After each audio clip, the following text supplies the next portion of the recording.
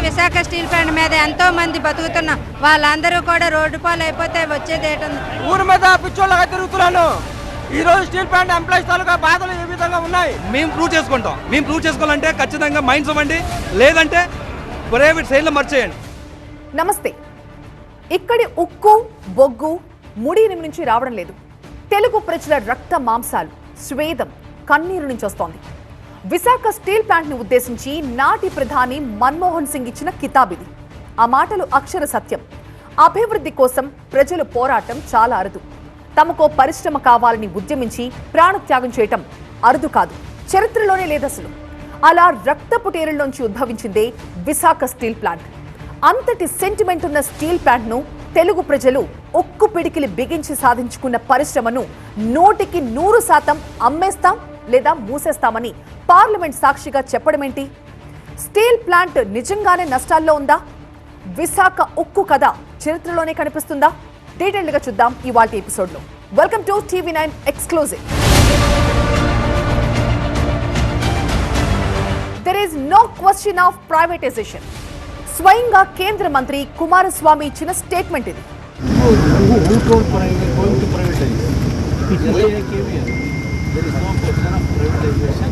45 రోజుల్లో steel plant సమస్య పరిష్కారమవుతుందని హామీ ఇచ్చారు కుమారస్వామి. మరి జరుగుతున్నదేంటి? 1308 రోజులుగా నిరసన చేస్తున్న కార్మికులు ఇప్పుడే ఎందుకని ఇంత ఉవ్వెత్తున ఉద్యమం చేస్తున్నారు? ఢిల్లీలో ఏదో జరుగుతోంది. అది స్టీల్ ప్లాంట్ కార్మికులకి వినిపించింది. చాలా గట్టిగా నడుస్తున్న టాక్ ఏంటంటే విశాఖ స్టీల్ ప్లాంట్ ప్రైవేటీకరణని ప్లాన్ బి పద్ధతిలో చేయాలనుకుంటున్నారని. అందులో నిజం లేకపోతే సీఎండీ అతుల్ భట్ ని సెలవుపై ఎందుకు పంపారు? సీఎండీ పదవీ విరమణ నవంబర్లో ఉంది. అయితే అప్పటి వరకు విధులకు కూడా రావద్దని ఎందుకు ఆదేశాలిచ్చారు? ప్లాంట్ డైరెక్టర్లకే పూర్తి బాధ్యతలు ఎందుకు అప్పగించారు? ఉద్యోగుల సంఖ్యను సగానికి తగ్గించే ప్లాన్ చాప కింద నీరులా జరుగుతోందన్న ప్రచారం కూడా ఉంది. ఒట్టి ప్రచారమని కొట్టి పారేయలేం. 2500 మంది కార్మికుల్ని వీఆర్ఎస్ ద్వారా పంపించేందుకు 1260 కోట్ల రూపాయల ఫండ్ ఏర్పాటు చేస్తున్నారని స్వయంగా కార్మికులే చెప్తున్నారు. రా మెటీరియల్ డబ్బులు లేవండి మహాప్రభు అని మేము అడుగుతా ఉంటే ఉద్యోగులు తీసేయడం కోసం వీఆర్ఎస్ కోసం 1260 కోట్లు ఇస్తామని చెప్పేసి అవే డబ్బులు ఉత్పత్తి చేయడం కోసం ఇస్తే లాభాలు వస్తాయి, ట్యాక్స్లు వస్తాయి, ప్రభుత్వాలకి యువకులకు ఉద్యోగాలు వస్తాయి. మరో 500 మంది ఉద్యోగుల్ని ఛత్తీస్గఢ్లోని జగదల్పూర్ ప్లాంట్ కి డెప్యుటేషన్ పై పంపిస్తున్నారట. ఎందుకని అడిగితే అక్కడ నైపుణ్యం ఉన్న కార్మికులు లేరు కాబట్టి విశాఖ నుంచి పంపిస్తున్నామని సమాధానం ఇచ్చారట. ఇక్కడ 3000 మంది ఉద్యోగుల్ని తగ్గిస్తే సహజంగానే ఉత్పత్తి తగ్గిపోతుంది. ఉత్పత్తి తగ్గిపోతే చూసారా విశాఖ స్టీల్ ప్లాంట్ సామర్థ్యం తగ్గిపోయింది అని మూసేయడానికా? అంటే సైలెంట్ గా వైలెంట్ గేమ్ నడుస్తోందా అనిపిస్తోంది. Visakha steel plant Uttarandhra sentiment. అందుకే పార్టీలకు అతీతంగా నేతలందరూ పోరాటానికి దిగారు. ఆనాడు గంటా శ్రీనివాస్ రాజీనామా కూడా చేశారు. చంద్రబాబు, పవన్ కళ్యాణ్ స్పష్టమైన హామీలు ఇచ్చారు. ప్రైవేటీకరణ జరగదని మాట కూడా ఇచ్చారు. మరి వాళ్ళు జరుగుతున్నదేంటి?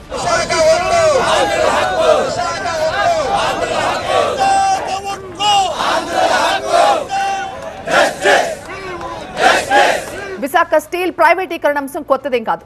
2003, 2004లోనే అడుగులు పడ్డాయి. కానీ ప్రజాగ్రహంతో వెనక్కి తగ్గారు. మళ్లీ 2021లో ఈ అంశం తెర మీదకి వచ్చింది. అసలే కరోనా సంక్షోభం, దానికి తోడు విశాఖ స్టీల్కి వచ్చిన నష్టం. ఈ కారణాలు చూపించి స్టీల్ ప్లాంట్ ని అమ్మేస్తామని చెప్పింది కేంద్రం. అమ్మడానికి విశాఖ స్టీల్ ప్లాంట్ మాత్రమే కనిపించిందా? కాదు. ఆ సమయంలో కేంద్రానికి 34 లక్షల కోట్ల రూపాయల అవసరమయ్యాయి. కానీ వచ్చే ఆదాయం 20 లక్షల కోట్లే. ఇంకా 14 లక్షల కోట్లు కావాలి. అందులో 12 లక్షల కోట్లు అప్పుగా తీసుకునే ప్లాన్ చేసింది. 1,75,000 కోట్లను ప్రభుత్వ రంగ సంస్థలను అమ్మడం ద్వారా నిధులు సమకూర్చుకోవాలని ప్లాన్ చేసింది. అలా ఆ లిస్టులోకి విశాఖ స్టీల్ ప్లాంట్ కూడా వచ్చి చేరింది. 17,000 మంది శాశ్వత ఉద్యోగులు, 1,00,000 మందికి పైగా ఆధారపడ్డ ప్లాంట్ ని ఏకంగా మొత్తానికి అమ్మకానికి పెడుతున్నారు. అందుకే మరో ఉద్యమం మొదలైంది ఇప్పుడు. అసలు స్టీల్ ప్లాంట్ ఎలా ఏర్పాటైందో తెలిస్తే అమ్మడానికి ఏ ఒక్కరూ ఒప్పుకోరు. అంతటి చరిత్ర ఉంది. స్వాతంత్రం నాటికి తెలుగు నేలపై ఒక్క భారీ పరిశ్రమ కూడా లేదు. కేవలం వ్యవసాయం మీదే ఆధారపడితే అభివృద్ధి సాధ్యం కాదు కదా. అందుకే మొదటి పంచవర్ష ప్రణాళికలో వ్యవసాయ రంగంపై ఫోకస్ పెట్టింది కేంద్రం.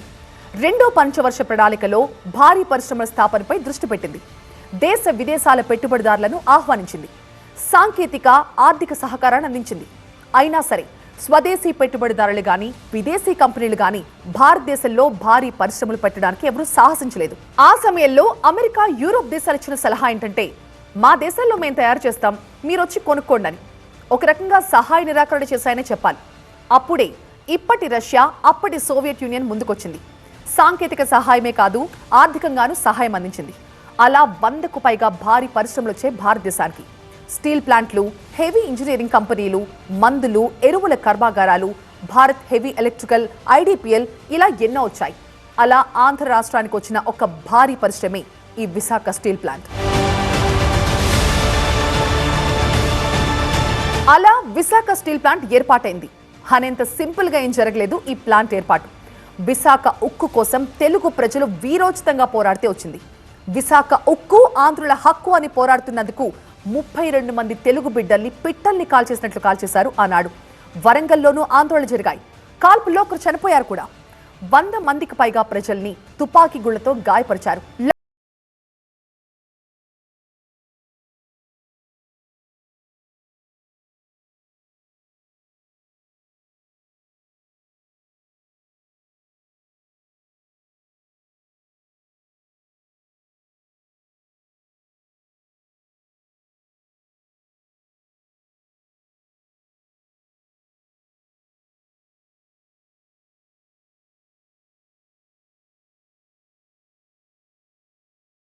భారీ పరిశ్రమలన్నీ వేరే రాష్ట్రాలకు వెళ్ళిపోతున్నాయి గానీ తెలుగు నేలకి ఒక్కటి రావడం లేదు. సహనం నశించి ఆనాటి తెలుగు ఎంపీలు కేంద్రాన్ని నిలదీశారు. అలా ఉమ్మడి ఆంధ్రప్రదేశ్ ఎంపీల విజ్ఞప్తితో 1960లో కేంద్రం ఒక హామీ ఇచ్చింది. కానీ 3 ఏళ్ల వరకు ఏ పరిశ్రమ ఇస్తామో చెప్పకుండా నాంచింది. 1963లో స్టీల్ ప్లాంట్ ఏర్పాటు ప్రకటన వచ్చింది. అది కూడా ఒక్క ప్రకటనగానే మిగిలిపోయింది. మరో 3 ఏళ్ల వరకు ₹1 కూడా ఇవ్వలేదు. పైగా విశాఖలో పెట్టాలనుకున్న స్టీల్ ప్లాంట్ ని వేరే రాష్ట్రం వాళ్లు తన్నుకుపోతున్నారని తెలిసింది. అంతే ఉద్యమం మొదలైంది. తెన్నేటి విశ్వనాథం కేంద్రానికి ఎన్నెన్ని లేఖలు రాశారో. స్టీల్ ప్లాంట్ విశాఖలో పెట్టడమే కరెక్ట్ అంటూ ఒక ఫారెన్ కంపెనీ ఇచ్చిన రిపోర్ట్ ని కేంద్రానికి పంపారు. అలా లేఖాస్త్ర పోరాటం చేశారు. ఇక టి అమృతరావు నిరవధిక నిరాహార దీక్షకు దిగారు. అప్పుడు పుట్టిందే విశాఖ ఉక్కు ఆంధ్రుల హక్కు అనే నినాదం. 4 ఏళ్ల పాటు నడిచింది తెలుగువారి పోరాటం. చివరికి 1970లో విశాఖలో ప్లాంట్ పెట్టేందుకు కేంద్రం ముందుకొచ్చింది. 22 ఎకరాలు కావాలనుకున్నప్పుడు కురుపాం జమీందార్లు 6,000 ఎకరాలు ఇచ్చారు. ఇక 1982లో ప్లాంట్ నిర్మాణం మొదలైతే 1992లో పూర్తయింది. మొత్తంగా విశాఖ స్టీల్ ప్లాంట్ ప్రకటన నుంచి ఉత్పత్తి మొదలవ్వడానికి 32 ఏళ్లు పట్టింది. ఆనాడు 66 గ్రామాల పరిధిలో భూములు సేకరించారు. నిర్వాసితులకి ఎన్నో ఆశలు చూపించి భూములు కోల్పోయిన వారికి నష్టపరిహారం, ఇళ్లు కోల్పోయిన వారికి 107 గజాల స్థలం, నిర్వాసితులుగా గుర్తించే ఆర్ కార్డు కూడా ఇచ్చారు. ఇక విశాఖలో స్టీల్ ప్లాంట్ నిర్మిస్తే బతుకులు బాగుపడతాయని భావించిన ఎంతో మంది తమ భూములనిచ్చారు. కానీ ప్లాంట్ కోసం సర్వం త్యాగం చేసిన నిర్వాసితులకు ఇవాళ్టికి కూడా పూర్తి స్థాయిలో న్యాయం జరగలేదు. ఒకవైపు ఆర్ కార్డులు పట్టుకుని న్యాయం కోసం పోరాడుతుంటే ఈలోపు ప్రైవేటీకరణ వద్దంటూ ఉద్యోగులు పోరాడాల్సి వస్తోంది. కేవలం 4,889 కోట్ల రూపాయల పెట్టుబడితో ప్రారంభించిన విశాఖ ఉక్కు ఇవాళ 3,20,000 కోట్ల విలువైన కంపెనీగా మారింది. అలాంటి వైజాగ్ స్టీల్ ప్లాంట్ ని 36,000 కోట్లకు అమ్మేస్తా ఉంటున్నారు. 3,20,000 కోట్ల ఆస్తులున్న సంస్థని నష్టాల్లో ఉందంటారా, లాభాల్లో ఉందంటారా? ఎవరు చెప్పారు మీకు విశాఖ ఉక్కు ఫ్యాక్టరీ నష్టాల్లో ఉందని? ఇలా ఉరిమే కోపంతో ప్రశ్నిస్తూ ఉంటారు అక్కడి కార్మికులు. అదేంటి, స్వయంగా కేంద్రమే చెప్తోంది కదా నష్టాల్లో ఉంది, మూసేయాలని. మరి నష్టాల్లో లేదని మీరెలా చెప్తారని ప్రశ్నిస్తే వాళ్లు కొన్ని లెక్కలు చెప్తున్నారు. తెలుగు రాష్ట్రాలకి అన్యాయం జరగకూడదని భావించే వాళ్ళంతా కూడా వినాల్సిన లెక్కలివి. విశాఖ ఉక్కు కర్మాగారం కోసం కేంద్రం పెట్టిన పెట్టుబడి 4,889 కోట్లు. ఇప్పుడు ఆ సంస్థ ఆస్తులు 3,20,000 కోట్లు. ఇంత ఎదగడానికి కేంద్రం చేసిందేం లేదు. విశాఖ స్టీల్ ప్లాంట్ విస్తరణకు కేంద్రంలో ఏ ప్రభుత్వం ఒక్క పైసా ఇచ్చింది లేదు. ప్లాంట్ విస్తరణకు కావాల్సిన నిధులని కార్మికులే తమ కష్టంతో వచ్చిన సొంత లాభాలతో సమకూర్చుకున్నారు. ఎప్పుడైనా లాభాలు రాకపోతే బ్యాంకుల నుంచి అప్పులు తెచ్చుకున్నారు. అదేంటో టాటా స్టీల్ లాంటి కంపెనీకి 8% వడ్డీకి అప్పులిచ్చే బ్యాంకులు విశాఖ స్టీల్కి మాత్రం 14% వడ్డీ వసూలు చేసేవారు. సరే, అప్పు తీర్చగలమన్న మొండి ధైర్యం ఆ ఉక్కు కార్మికులది. 12 లక్షలుండే ఉత్పత్తి సామర్థ్యాన్ని 63 లక్షలకు పెంచారు. 72 లక్షల టన్నుల ఉత్పత్తి సాధించడానికి విస్తరణ పనులు వేగంగా జరుగుతున్నాయి కూడా. ఇప్పటికిప్పుడు ఇప్పుడున్న మౌలిక సదుపాయాలతోనే ఏకంగా 2 కోట్ల టన్నుల ఉక్కు ఉత్పత్తి చేయగల సామర్థ్యం ఉంది విశాఖ స్టీల్కు. అలాంటి ఉక్కు కర్మాగారాన్ని నష్టాల్లో కూరుకుపోయిందని దుష్ప్రచారం చేస్తున్నారని ఇలా కొన్ని గణాంకాలు చెప్పారు కార్మికులు. కార్మికుల్లో ఇంత ఆగ్రహానికి మరో కారణం కేంద్రం ఇచ్చిన ఒక స్టేట్మెంట్. ప్రజలు కష్టపడి పన్నులు చెల్లిస్తుంటే ఆ డబ్బులు తీసుకొచ్చి నష్టాల్లో నడుస్తున్న ప్రభుత్వ రంగ సంస్థల్లో పెట్టలేమని ఒకప్పుడు స్టేట్మెంట్ ఇచ్చింది కేంద్రం. అసలు ప్లాంట్ ఏర్పాటుకు పెట్టిన 5,000 కోట్లు మినహా కేంద్రం ఎప్పుడెప్పుడు సాయం చేస్తుందో చూపించాలని డిమాండ్ చేస్తున్నారు స్టీల్ ప్లాంట్ కార్మికులు. ప్రజలు కట్టే పన్నుల్లోంచి విశాఖ స్టీల్ ప్లాంట్ కు పెట్టిన సొమ్మెంతో చెప్పాలంటూ నిలదీస్తున్నారు. విశాఖ స్టీల్ ప్లాంట్ 279 కోట్ల అమ్మకాలతో మొదలైంది. 2018-19కి 20,000 కోట్లకు పైగా అమ్మకాలు సాధించింది. ఏటా సగటున 14.5% వృద్ధి రేటు సాధించింది. ఇంత వృద్ధి రేటు సాధించిన మరో స్టీల్ ప్లాంట్ దేన్నైనా చూపించగలరా అని ఛాలెంజ్ కూడా చేస్తున్నారు. దీనికి ప్రభుత్వం నుంచి నిశ్శబ్దమే సమాధానంగా వస్తోంది. కార్మికులు చెప్తున్నట్టు స్టీల్ ప్లాంట్ నష్టాల్లో లేదా?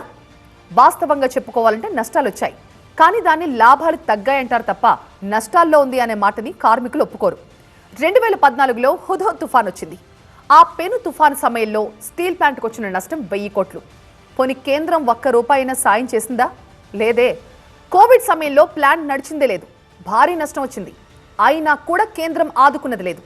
పైగా రాయ్బరేలీలో రైల్ వీల్ ఫ్యాక్టరీలో 2,000 కోట్ల రూపాయలు పెట్టుబడి పెట్టమని విశాఖ స్టీల్ ప్లాంట్ ఆదేశించింది కేంద్రం. ఏంటి, నష్టాల్లో ఉందని ఏ స్టీల్ ప్లాంట్ పై ప్రచారం చేస్తున్నారో దాంతోనే 2,000 కోట్ల పెట్టుబడి పెట్టించారు. అక్కడితో అయిపోలేదు. స్టీల్ ప్లాంట్ నడవాలంటే సొంతంగా గనులు కావాలి కదా అని చెప్పి ఒడిషా మినరల్ డెవలప్మెంట్ కార్పొరేషన్లో 381 కోట్లు ఖర్చు పెట్టించి వాటాలు కొనిపించింది కేంద్రం. కథ ఇక్కడితో కూడా ఆగిపోలేదు. పర్యావరణ అనుమతుల కోసం మరో 500 కోట్లను ఖర్చు పెట్టించారు. మొత్తంగా 881 కోట్ల రూపాయలను స్టీల్ ప్లాంట్ డబ్బుని ఖర్చు పెట్టించారు. సరే, వాటి వల్ల ప్లాంట్కి ఏమైనా లాభం జరిగిందా అంటే అది లేదు. కోట్లు పెట్టి వాటాలు కొన్న ఆ గనుల్లోంచి తట్టెడు ఇనుప ఖనిజం కూడా రాలేదు అంటున్నారు కార్మికులు. పైగా 2010లో బర్డ్ గ్రూప్లో 361 కోట్లు పెట్టుబడిగా పెట్టి 51% వాటాలు కొనమని కేంద్రం మళ్లీ ఆదేశించింది. వాటాలు కొని ఇందేళ్లైనా 1 టన్ను ఇనుప ఖనిజం కూడా రానివ్వలేదు అనేది కార్మికులు చెప్పే మాట. 1971లో విశాఖ స్టీల్ సేల్ సంస్థ కింద ఉండేది. ఆ సేల్ సంస్థకి మరో 200 ఏళ్లు తవ్వినా తరగనంత ఇనుప ఖనిజ గనులున్నాయి. అలాంటి సేల్ సంస్థ నుంచి విశాఖ ఉక్కుని 1982లో విడగొట్టారు. రాష్ట్రీయ ఇస్పాత్ నిగమ్ అనే సంస్థను ఏర్పాటు చేశారు. ఏం సాధించారు దీనివల్ల అంటే కేంద్రం నుంచి మళ్లీ మౌనమే సమాధానంగా వస్తోంది. విశాఖ స్టీల్ ప్లాంట్ని అమ్మక్కర్లేదు, మళ్లీ అదే సేల్లో విలీనం చేయండి చాలు, ఉక్కు పిడికిలి ఎలా ఉంటుందో చూపిస్తామంటున్నారు కార్మికులు. కానీ దానికి కూడా కేంద్రం ముందుకు రావడం లేదు. నష్టాలు వస్తున్నాయనే కదా అమ్మేస్తున్నారు, మరి లాభాలు తెప్పిస్తామంటే ఎందుకు సహకరించరు అని కేంద్రాన్ని నిలదీస్తూనే వచ్చారు కార్మికులు. కానీ ఇవేమీ కేంద్రానికి వినపట్టలేదు. ఈ 4 ఏళ్ల నష్టాల్ని కష్టాల్ని చెబుతూ గత ఘన చరిత్రను ఎందుకు మర్చిపోతున్నారని సూటిగా ప్రశ్నిస్తున్నారు. అసలు తమకంటూ సొంత గనులు ఉంటే విశాఖ స్టీల్ ప్లాంట్ నుంచి కళ్ళు చెదిరే లాభాలు చూపిస్తామంటున్నారు కార్మికులు. మరి కార్మికులు సవాల్ చేసి మరీ చెప్తున్నా సొంత గనులు ఎందుకు కేటాయించడం లేదు? ఏ ఉక్కు కర్మాగారమైనా సరే ముందుకు నడవాలంటే కావాల్సింది ముడి పదార్థాలే. ఉక్కు తయారీకి ₹100 ఖర్చు అయితే అందులో 61% కేవలం ఇనుప ఖనిజం కొనడానికి ఖర్చు అవుతుంది. సో సొంతంగా గనులుంటే ఈ ఖర్చు తగ్గుతున్నట్టే కదా. విశాఖ ఉక్కు పరిశ్రమ లాభాల్లో పరుగులు తీస్తుందా లేదా? మరి ఈ చిన్న లాజిక్ ని ఎలా మిస్ అవుతున్నారు? ఎంఎన్ దస్తూరి అనే కంపెనీ 1971లో ఒక ప్రాజెక్ట్ రిపోర్ట్ తయారు చేసి ఇచ్చింది. అందులో చాలా స్పష్టంగా చెప్పింది, బయలాడిలా ఇనుప ఖనిజ గనుల్లోంచి 4-5 బ్లాక్లను కేటాయించాలని చాలా వివరంగా రిపోర్ట్ ఇచ్చింది. అయినా సరే ఇప్పటి వరకు సొంత గనులు ఇవ్వలేదు కేంద్రం. ఎందుకు ఇవ్వలేదు? సమాధానం చెప్పాల్సింది ఇప్పుడున్న కేంద్ర ప్రభుత్వమే కాదు, గతంలో పాలించిన పాలకులు కూడా. కేంద్రం చేతుల్లో గనులు ఉన్నా సరే మార్కెట్ రేటుకి ఇనుప ఖనిజాన్ని కొనాల్సిన కర్మేంటి? 1991లో టన్ను ఇనుప ఖనిజం ₹396.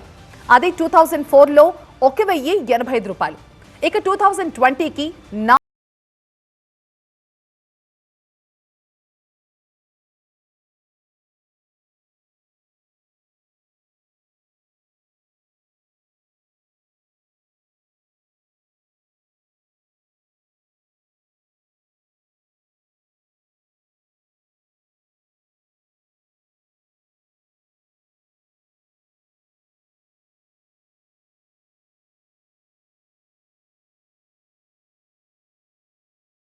లక్షల మంది జీవితాలతో ముడిపడి ఉన్న విశాఖ ఉక్కుకు మాత్రం ఒట్టి చేయి చూపించారు.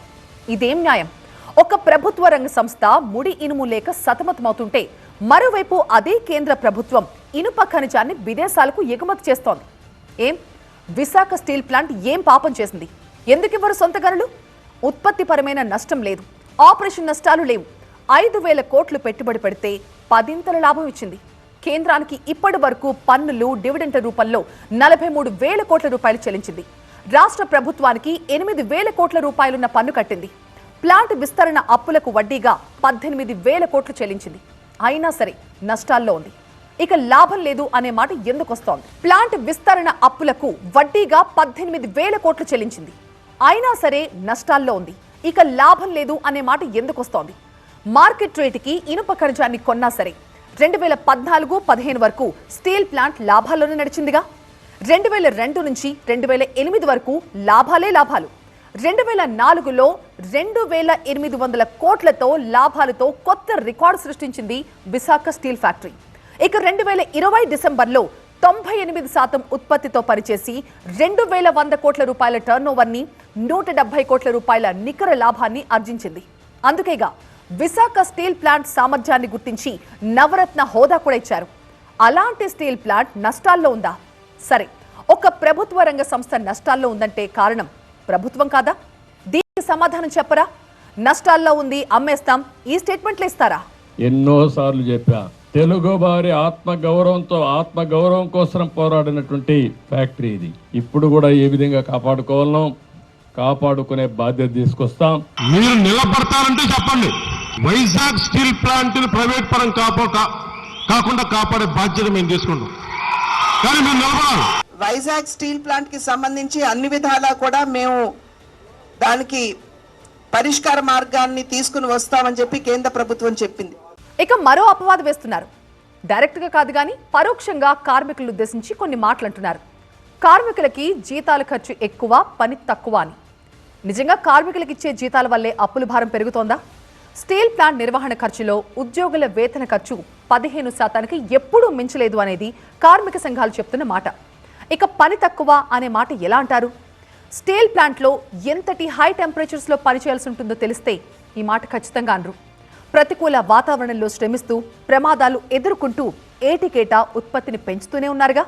ఇది కనిపించడం లేదా ఆ నోళ్లకి, ఆ కళ్ళకి?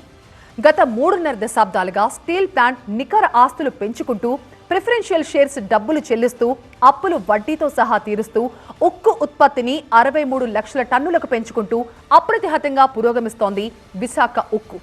అలాంటి స్టీల్ ప్లాంట్ న ఇంత అప్రతిష్ట పాలు చేస్తున్నారు. వైజాగ్ స్టీల్ ప్లాంట్ ప్రైవేటీకరణ వెనుక అసలు ఉద్దేశం నష్టం వస్తుందనేనా? మరి అలాంటప్పుడు లాభాల్లో ఉన్న LICలో కూడా ఎందుకని వాటాలు అమ్మారు? అంటే నష్టం అనేది కేవలం ఒక కారణమా, లేదంటే విశాఖ స్టీల్ ప్లాంట్కున్న భూములా? ప్లాంట్ విస్తరణ, భవనాల నిర్మాణం పోగా ఇంకా 8,000 ఎకరాల భూమి ఖాళీగా ఉంది. వీటి విలువ దాదాపు 1,00,000 కోట్ల వరకు ఉంటుంది. దాన్ని చేజెక్కించుకునేందుకే ప్రైవేట్ కంపెనీలు స్టీల్ ప్లాంట్ పై కన్నేశాయన్నది కొందరి వాదన. కారణం ఏదైనా కానీ విశాఖ స్టీల్ ప్లాంట్ ని అమ్మడానికి వీల్లేదంతే. ఇది తెలుగు ప్రజల నినాదం. మరి తెలుగు వారి పోరాటానికి, ఆత్మ గౌరవానికి ప్రతీకగా ఉన్న స్టీల్ ప్లాంట్ ను అమ్మేస్తారో లాభాల బాటలో నడిపించేందుకు ప్రయత్నిస్తారో చూడాలి. చివరిగా మరొక విషయం, అసలు కంపెనీయే పెట్టిన ఒక ఇన్వెస్టర్ తానొక సంస్థ పెడతానని చెప్తే చాలు, ప్రభుత్వాలు గ్యారంటీగా ఉంటాయి, బ్యాంకులకి లోన్ లెటర్స్ కూడా ఇస్తాయి. మరి లక్షల మంది జీవితాలతో ముడిపడ్డ స్టీల్ ప్లాంట్ విషయంలో ఎందుకంత ఉదారంగా వ్యవహరించారు? ఈ లాజిక్ ఆలోచించారా ఎప్పుడైనా?